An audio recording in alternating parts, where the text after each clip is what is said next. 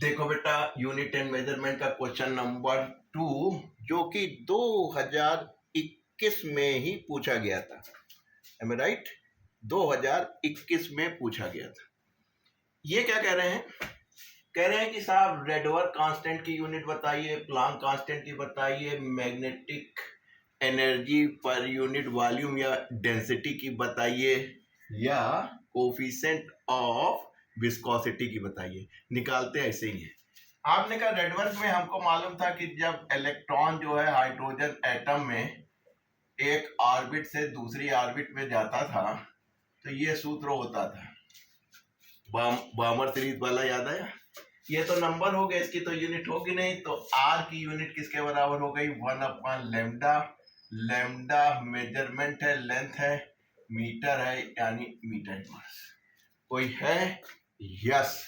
आपने कहा भाई साहब आप इससे मिल लीजिए। दूसरा आपने कहा प्लांक कांस्टेंट। प्लांक कांस्टेंट यानी E = h न्यू।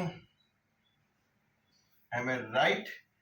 इसका मतलब क्या हुआ कि ये एनर्जी है, एनर्जी की यूनिट हो गई आपकी, एनर्जी की यूनिट हो गई आपकी, इसको इसमें तोड़ लीजिए, ml t, ये एनर्जी की हो गई, ये फ्रीक्वेंसी है 1/t हो गई, जिसको आप h(t-1) लिख सकते हैं। अब आपका काम हो गया बेटा, इससे कैंसिल होके एक हो जाएगा, तो आप कहेंगे h = ml² t-1। m क्या है बेटा? kg है, ये क्या है? लेंथ है, ये क्या है? -1। तो जहां तक h की बात आएगी तो आप m² ये सामने वाला मिल गया।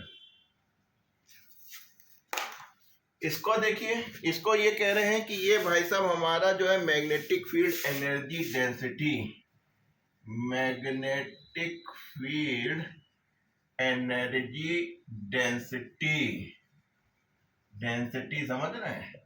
इसका मतलब है एनर्जी पर यूनिट वॉल्यूम।